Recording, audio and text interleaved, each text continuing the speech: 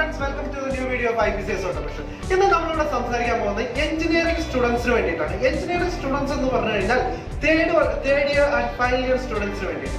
അതായത് final year students ഒക്കെ നമ്മൾ പ്രൊജക്ട് ചെയ്യുന്ന ഒരു സമയമായിരിക്കും. തേർഡ് ഇയർ ആണെന്നുണ്ടെങ്കിൽ മിനി പ്രൊജക്ട് അല്ല, ഫൈനൽ ഇയർ ആണെന്നുണ്ടെങ്കിൽ മെയിൻ പ്രൊജക്ട്.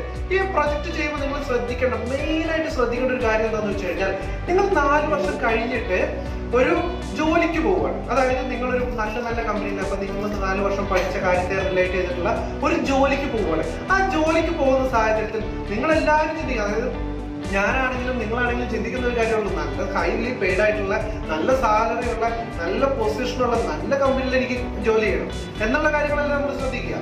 അപ്പൊ അങ്ങനെയൊക്കെ ചെയ്യുന്ന സമയത്ത്, അതായത് നിങ്ങൾ ചിന്തിക്കേണ്ട ഒരു കാര്യമുണ്ട്, എന്ത് തരം ജോബ് ആയിരിക്കും അവിടെ, അല്ലെങ്കിൽ നിങ്ങളുടെ മനസ്സിൽ ഇന്നൊരു ജോബ്, അതായത് ഇലക്ട്രോണിക്സ് ആൻഡ് കമ്മ്യൂണിക്കേഷൻ ആണെന്നുണ്ടെങ്കിൽ അത് പഠിച്ചു കഴിഞ്ഞാൽ നല്ലൊരു പൊസിഷനിലൊരു ജോബ് എന്നല്ല നമ്മൾ ചിന്തിക്കുന്നത്. അപ്പൊ അങ്ങനത്തെ ഒരു പൊസിഷൻ റിലേറ്റ് ചെയ്തിട്ടുള്ള ജോബ്സിനെ കുറിച്ച് സെർച്ച് ചെയ്യാം. അപ്പൊ അവിടെ എന്ത് തരം ടോപ്പിക്കിലാണ്, അല്ലെങ്കിൽ ഏത് ടോപ്പിക് ബേസ് ചെയ്തിട്ടുള്ളതിലാണ്, നിങ്ങൾക്ക് ഏത് സെക്ഷനിലാണ് നല്ല ജോബ് ഉള്ളതെന്ന് മനസ്സിലാവും. അപ്പോൾ അങ്ങനെയുള്ള ഒരു സെക്ഷൻ വെച്ചിട്ട് ഒരു പ്രൊജക്ട് ചെയ്യുക. അതായത് ആ ഒരു ഡിപ്പാർട്ട്മെന്റ് ബേസ് ചെയ്തിട്ടുള്ള, ആ ഡിപ്പാർട്ട്മെന്റ് റിലേറ്റ് ചെയ്തിട്ടുള്ള ഒരു പ്രൊജക്ട് നിങ്ങൾ ചെയ്യുക.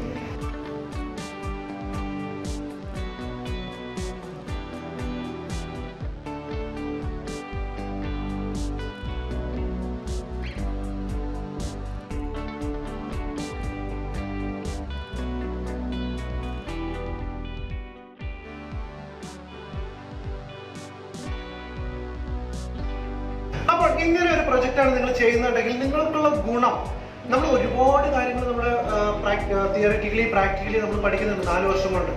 ഏകദേശം ഒരുപാട് പേപ്പർ പഠിച്ചിട്ടാണ് നമ്മൾ എഞ്ചിനീയർ ആയിട്ട് വരുന്നത്, അല്ലെങ്കിൽ ഒരു ഡിപ്ലോമ ഹോൾഡേഴ്സ് ഒക്കെ ആയിട്ട് വരുന്നത്.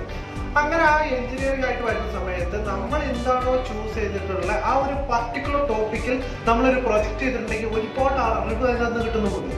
അത് നമുക്ക് ഇങ്ങനെ ഒരു പൊസിഷനിലോട്ട് അച്ചീവ് ചെയ്യാൻ വേണ്ടിയിട്ട് ഉള്ള പ്ലേസ്മെന്റ്സ്, അതായത് പ്ലേസ്മെന്റ് മീൻസ് അവിടുത്തെ ഇന്റർവ്യൂ പാസ് ആകാൻ നിങ്ങൾ ഒരുപാട് സഹായിക്കും. അതുകൊണ്ടാണ് നമ്മളൊരു ബിടെക് അല്ലെങ്കിൽ BE ബേസ് ചെയ്തിട്ടുള്ള ഒരു എഞ്ചിനീയറിംഗ് ബേസ് ചെയ്തിട്ടുള്ള ഒരു പ്രൊജക്ട് ചൂസ് ചെയ്യുമ്പോൾ, മിനി പ്രൊജക്ട് ആയിക്കോട്ടെ, മെയിൻ പ്രൊജക്ട് ആയിക്കോട്ടെ, അങ്ങനെ ഒരു പ്രൊജക്ട് ചൂസ് ചെയ്യുന്ന സമയത്ത് ഇങ്ങനെയുള്ള കുറച്ച് കാര്യങ്ങൾ ശ്രദ്ധിക്കുക.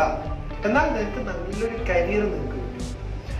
ഓക്കെ ഗൈസ്, ഇത്രയാണ് നമുക്ക് ഇതിനെ കുറിച്ച് പറയാനുള്ളത്. Thank you for watching this video.